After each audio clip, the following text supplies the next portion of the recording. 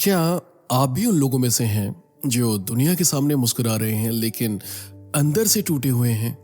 जो काम तो कर रहे हैं लेकिन दिल में एक आवाज हर दिन गूंजती है, तू अब भी उस पल में अटका हुआ है। ये कहानी है कबीर की। एक 28 साल का लड़का बैंगलोर के एक स्टार्टअप में काम करता है। समझदार है, मेहनती है और बेहद होशियार भी।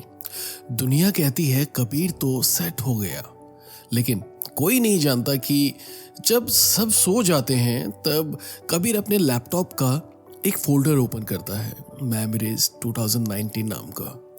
उस फोल्डर में सिर्फ 12 तस्वीरें हैं, कबीर और रिया की। कॉलेज के दिनों में शुरू हुआ प्यार, वो इश्क जिसमें फ्यूचर के सपने थे, शादी की प्लानिंग्स थी और वो वादे थे जो अक्सर दो प्यार करने वाले एक दूसरे से करते हैं। लेकिन एक दिन बिना किसी झगड़े, बिना किसी रीजन, रिया ने बस एक मैसेज भेजा, कबीर मैं अब और नहीं कर सकती, प्लीज मुझे कांटेक्ट मत करना। कबीर को ना कोई जवाब मिला, ना कोई सफाई। बस एक मैसेज ने उसकी पूरी दुनिया पलट दी।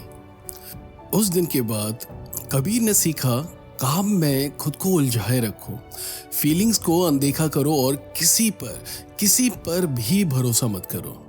पर हर नई अचीवमेंट के साथ उसका दिल थोड़ा और खाली होता जा रहा था।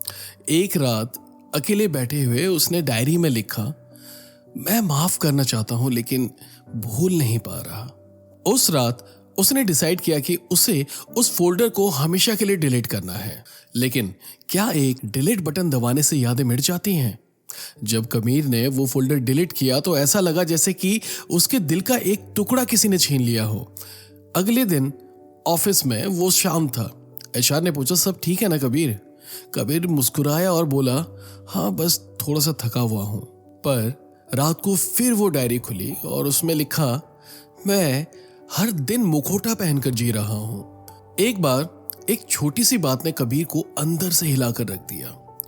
एक इंटर्न नैना, प्रेजेंटेशन के बाद उसने कहा, कबीर सर आप कितने शांत लगते हैं, क्या आप कभी तनाव महसूस नहीं करते? कबीर हल्का सा हंसा, फिर बोला, हर वो इंसान जो बाहर से मजबूर दिखता है ना, वो अंदर से सबसे ज्यादा टूटा हुआ होता है। ब्रेकअप के बाद तो हर कोई फिलोसोफर बन जाता है, पर असली उपचार तब होता है जब आप ये एक्सेप्ट कर लें कि आप टूटे थे, या शायद अब भी हो। एक संडे की सुबह कबीर एक मेंटल हेल्थ वाला पॉडकास्ट सुन रहा था और उसकी एक लाइन ने कबीर की आंखें खोल दी। पुराने दर्द को पकड़े रहना ऐसा है जैसे जहर पीकर उम्मीद करना कि कोई और मरेगा। उसी वक्त कबीर ने डायरी में लिखा, मैं रिया को माफ करता हूं, बिना किसी सफाई के, केवल अपने सुकून के लिए। उस रात कबीर रोया, लेकिन पहली बार वो आंसू कमजोरी के नहीं थे, वो मुक्ति के थे। अगले कुछ महीनों में कबीर ने किसी को कुछ नहीं बताया, लेकिन उसके बिहेवियर में एक चेंजेस आने लगे। प्रेजेंटेशन जो पहले डर की वजह से बनते थे, अब आत्मविश्वास से भरे हुए थे। उसने एक ओपन माइक इवेंट में भाग लिया और पहली बार उसने अपने जज्बातों पर कुछ लिखा।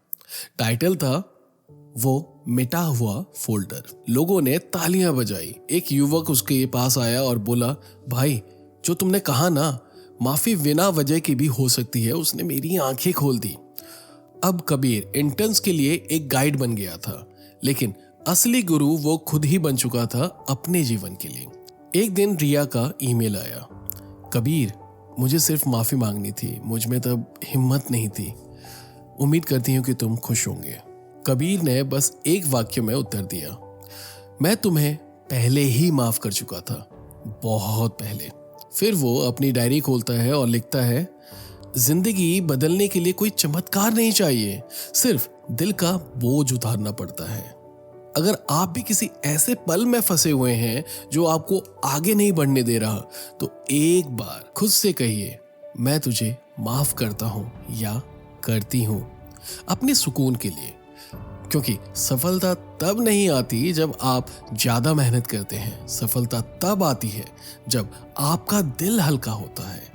अगर ये कहानी आपके दिल तक पहुंची हो तो कमेंट में जरूर लिखना कि इस कहानी की कौन सी बात ने आपके दिल को सबसे ज्यादा छू लिया, और इसे उस दोस्त के साथ जरूर शेयर करें जो आज भी अपने दिल के साए में जी रहा है। शायद ये कहानी उसके जीवन में कोई बदलाव ले आए।